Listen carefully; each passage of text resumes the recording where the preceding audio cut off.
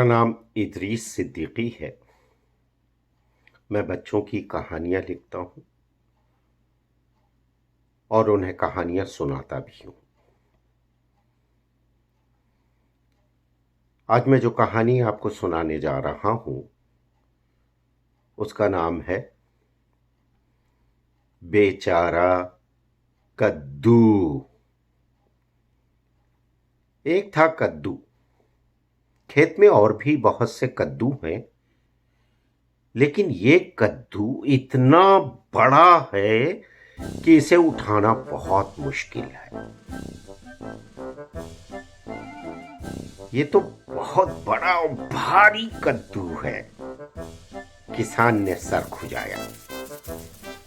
वो कद्दू को उठाकर ले जाने के लिए परेशान है। वहीं किसान का छोटा सा बेटा खेल रहा है, जिसका नाम दबीर है।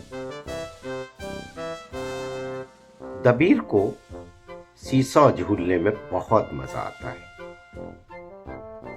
वो बोला, इसे सीसा पर रखकर ट्रॉली में पहुंचा सकते हैं अब्बा।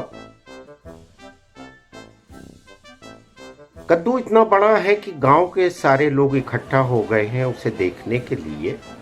उनमें एक बढ़ई भी है। बढ़ई कहता है, लड़का ठीक कह रहा है, मैं भी सीसॉ बनाने में मदद करूंगा। लोहार बोला। फिर वहीं सीसा बनाया जाने लगा। बढ़ई ने लकड़ी का एक बड़ा और लंबा तख्ता लिया। इस पर कद्दू आ जाएगा। उसने कई तख्ते जोड़े ताकि वो चौड़ा हो जाए और तख्ते लंबे रहे। फिर लोहार ने लोहे की छड़ लगाई। इस पर तख्ता आसानी से ऊपर नीचे हो सकेगा, लोहार बोला। तख्ते को चलाने के लिए जमीन पर टेक लगाई गई। इस टेक पर तख्ता ठीक चलेगा। बढ़ई और लोहार ने काम पूरा कर दिया और सीसा तैयार हो गया। शीशे के नीचे मजबूत टेक लगी हुई है। यह शीशा बहुत बड़े कद्दू के पास ही लगाया गया है। अब कद्दू को शीशा पर चढ़ाते हैं, किसान ने समझते हुए कहा। कुछ लोगों ने शीशा का एक किनारा झुका दिया। तख्ता जमीन पर लगा है भाइयों, उधर कद्दू चढ़ाओ। कई लोगों ने लुढ़काते हुए तख्ते के उस किनारे पर कद्दू चढ़ा दिया। वहीं पास में ट्रैक्टर ट्रॉली खड़ी है जिस पर कद्दू को ले जाया जाना है। यह तमाशा देखने गांव का पहलवान शौकत भी आया हुआ। कद्दू का वजन तख्ता के एक किनारे पर है। वो किनारा तो जमीन से लग गया है, लेकिन सीसॉ का तख्ता उठा हुआ है दूसरी तरफ।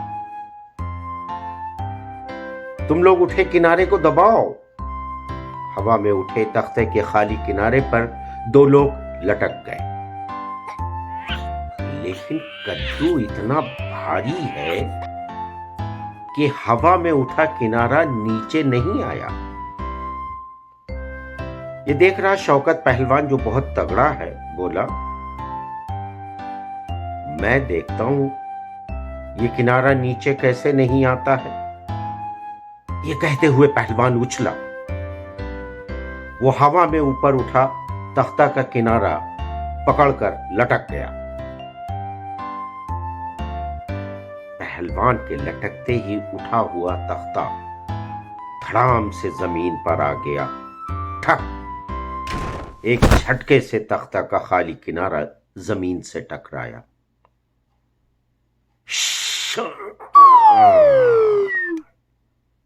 कद्दू के हवा में उछलने की आवाज आई। सभी लोग कद्दू को ऊपर उछलते हुए देख रहे हैं। कद्दू ट्रॉली के ऊपर है अब्बा, दबीर ने खुश होकर कहा। देखा मेरे लीवर का कमाल, कद्दू को उछालकर ट्रॉली में पहुंचा रहा है। फिर वही हुआ। धम, भारी कद्दू जोरदार आवाज के साथ ट्रॉली में गिरा।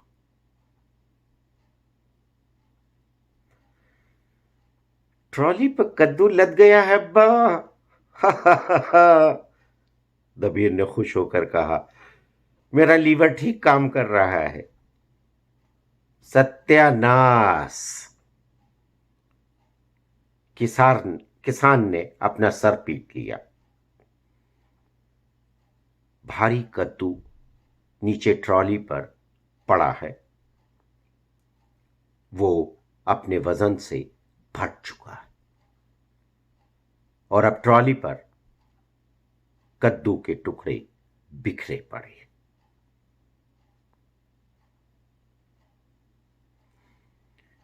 ये कहानी बेचारा कद्दू